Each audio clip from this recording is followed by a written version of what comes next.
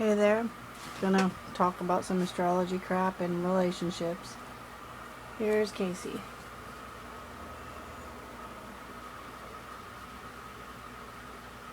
Anyway, she is my helper. She helps me with homework and all that stuff. And she sits on my desk, which is her desk. The Scorpio. And there's the Virgo. Biatch. Biatch.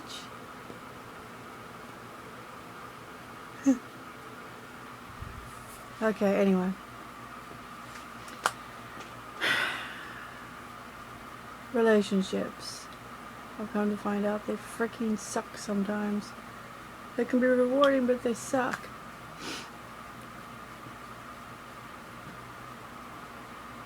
Especially if you have a lot of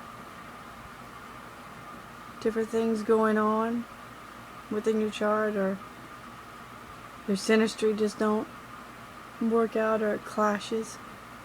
Casey, you're gonna knock that over. She's spreading out on the desk. I moved my keyboard. Anyway, I have moon in the 7th house, so that makes me very freaking needy. And it's a aspect that, or not an aspect, it's a part of my chart that's hard to deal with on some respects.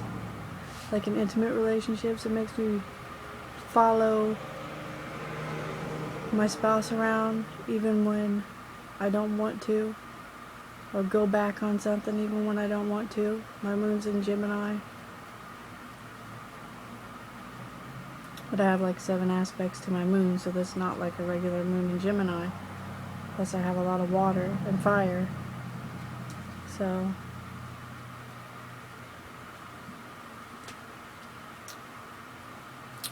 my Scorpio rising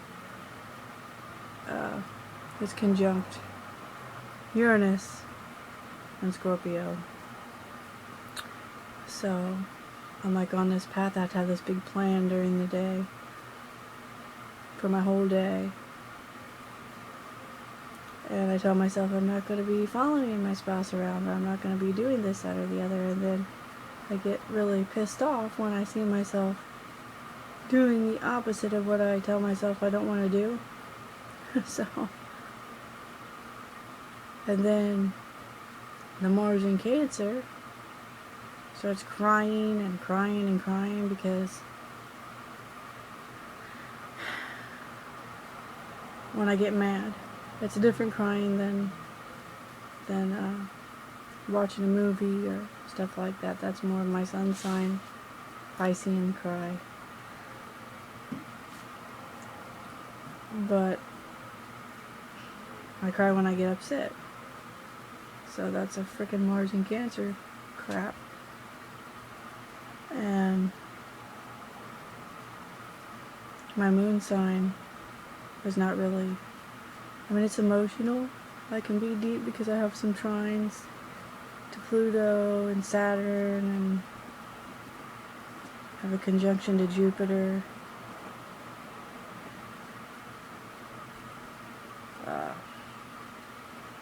The opposite, I think my opposite's Neptune. But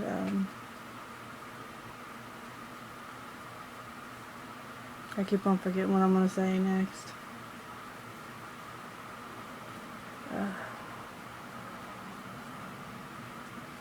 Hold on. I'm having a hard time keeping my thoughts together. I hate that. I get something in my head and then it just goes away. It's bothersome.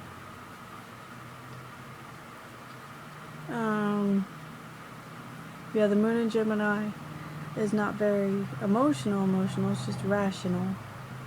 And I find sometimes I can connect very emotionally deep, and then other times it's like I don't really know what to do. I just try to find a rational solution. But if it has to do with my intimate relationship, I usually get really mad. or feel rejected and just cry. And I don't like that because I feel like I have to be needy or codependent with all that moon and 7th house crap. It's not fun. So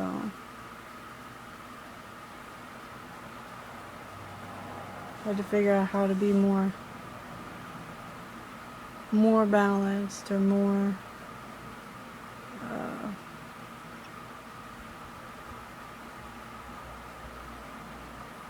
setting some boundaries and crap.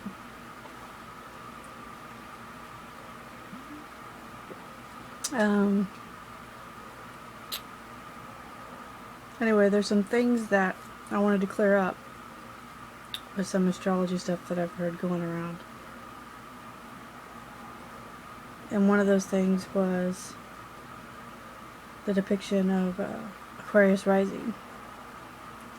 I have a daughter who is Aquarius rising, and nobody talks about how Aquarius rising dresses. And my daughter dresses like, she has this whole bodysuit, like a rainbow, and then she has this like hat-like thing that she puts on with like a spikes up, and it's a rainbow.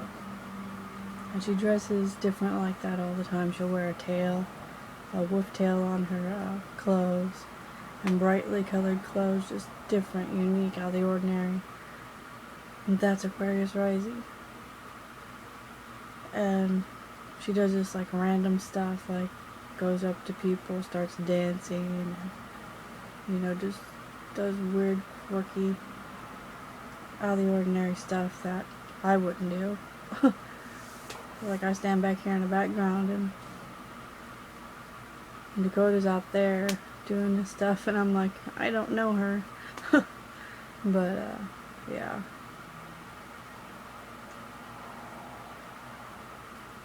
it is fun that she can be that open and being such a reserved, shy Virgo. I mean, because Virgos are very reserved and shy, even though they're out there in the community giving service and everything.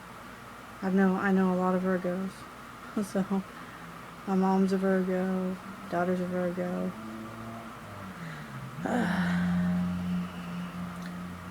My daughter's dad's a Virgo. The list goes on. My cat's Virgo. I got lots of Virgo cats. My best friend has a Virgo rising, Taurus sun. And that was another thing. I seen something about Crystal Lynn and Penny doing Virgos, and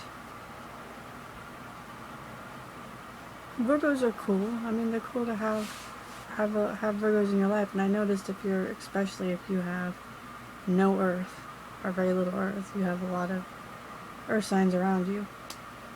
For me, anyway. I get a lot of Virgos or Taurus.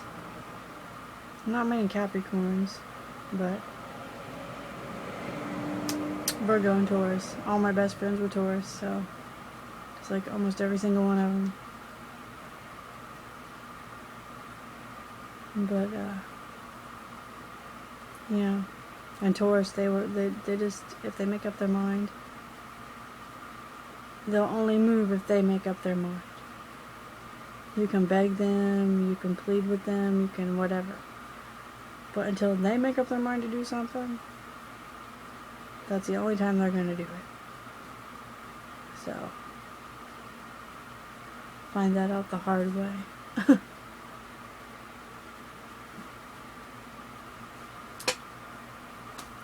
But, and Virgos,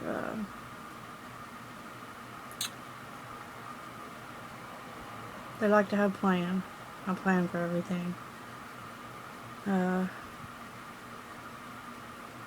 Depending on what their other energies are, like my daughter, she don't plan.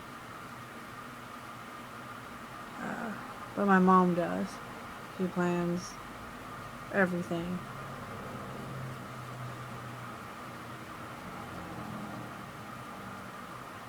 I think the main thing there is the rising sign. but I don't know what my mom's rising sign is. But if you have an Aquarius rising Virgo sun, I guess you don't like to plan that well. I mean, you're going around doing random things and spur of the moment. It makes you more, humanitarian. You can just take your bag and walk around on the streets and just do whatever.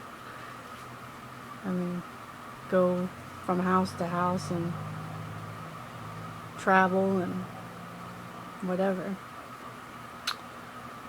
Make friends along the way.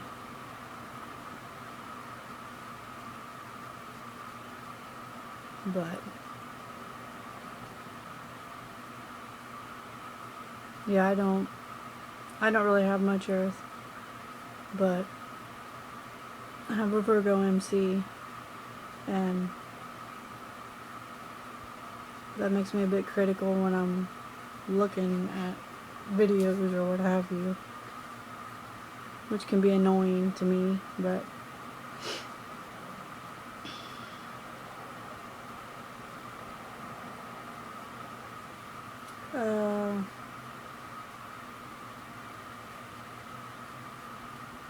I don't know what else. Let me think. I'll be back.